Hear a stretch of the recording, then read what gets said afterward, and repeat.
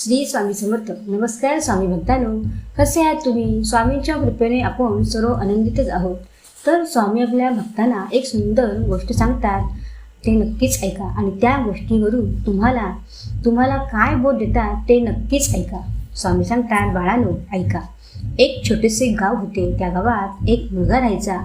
तो साधारण 30 ते 35 वर्षाचा असेल आणि त्याच्या गावात त्याचाच मित्र होता. तो मित्र खूप अहंकारी होता आणि पहिला मुलगा होता तो खूप चांगला स्वभावाचा होता. त्याला देवधर्म करण्याची आवड होती. तर एक दिवस तो आपल्या मित्राला म्हणाला की चल आपण मंदिरात जाऊन देवाला नमस्कार करून येऊया. तर तो अहंकारी मित्र म्हणाला की चल. तर ते दोघे गावातल्या एका मंदिरात गेले. हातपाय धुतले.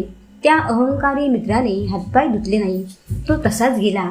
तर त्याच्या मित्राने विचारले की काय रे, तू देवळात आलास आणि तू हातपाय पण धुतले नाहीस, असे का रे?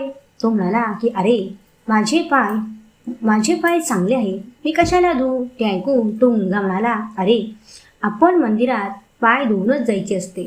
तर तो अहंकारी मित्र म्हणाला की देव काय पाहतो काय? कोणी पाय धुतले आणि कोणी नाही धुतले? अरे देव हा अंतर्यामी आहे, तो सर्व पाहतो, फक्त आपल्याला दिसत नाही. ते ऐकून तो मित्र म्हणाला की माझा यावर विश्वासच नाही.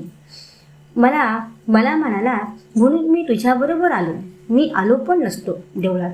जाऊ दे, चल आपण देवाचे दर्शन घेऊ. तो अहंकारी मुलगा तसाच उभा राहिला आणि त्याचा मित्र देवाला अगदी मनापासून प्रार्थना करत होता. प्रार्थना करून झाल्यावर ते दोघे तिथेच बसले आणि थोड्या वेळाने ते घरी जाण्यास निघाले. घरी येता येता तो अहंकारी मुलगा त्या दगडावरून घसरून पडला. त्याच्या पायाला खूप लागले.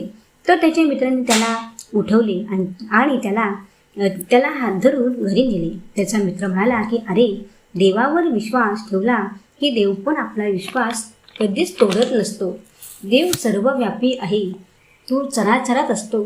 आता जर तुझा देवावर विश्वास असता तर तू देवाला नमस्कार पण केला नसतास. मित्रा, अरे आता तर तू देवाचे आभार मानायला पाहिजेस, कारण तुला जास्त मार पण लागला नाही. तेव्हा तो अहंकारी मुलगा म्हणाला की बरोबर आहे तुझे. आता मी मनापासून देवाची भक्ती करेन आणि देवळात जरी गेलो तरी मी स्वच्छ पाय धुवून जाईन आणि सर्वात माझे मन स्वच्छ करीन. तेव्हा त्याचा मित्र म्हणाला की अगदी बरोबर. तर स्वामी आपल्या भक्तांना सांगतात की बघा, त्याचा देवावर विश्वास होता, तो नास्तिक होता, पण आता आस्तिक झाला होता. म्हणजेच तो देवाची भक्ती व मनापासून श्रद्धा ठेवायचा. बघा, देवावर विश्वास असला की आपल्याला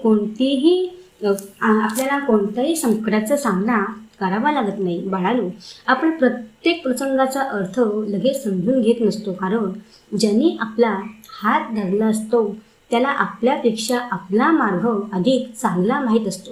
बाळांनो, प्रत्येक प्रसंगाकडे तक्रार करायची नसते, तर परमेश्वरावर विश्वास ठेवावा लागतो. स्वामी सांगतात, बाळांनो, आपल्याला आयुष्यात किती मिळाले याचा हिशोब करण्यापेक्षा परमेश्वराने आपल्याला किती जवळ घेतले आहे हे अनुभवण्याचा प्रयत्न करा.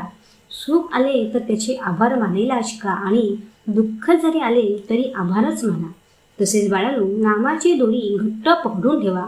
ती जर तुमच्या हातात असेल तर परमेश्वर तुमच्यापासून कधीच दूर होणार नाही. बाळांनो, नाम हे केवळ शब्द नाही, तर ते आपल्या मनाला देवाशी जोडणारी दोरी आहे, हे नेहमी लक्षात ठेवा. प्रेम, श्रद्धा आणि विश्वासाने घेतलेले नाम देवाला सहजच जवळ आणते. तर स्वामी भक्तांनो, कसे वाटले ऐकून? बोला श्री स्वामी समर्थ. जय जय स्वामी समर्थ.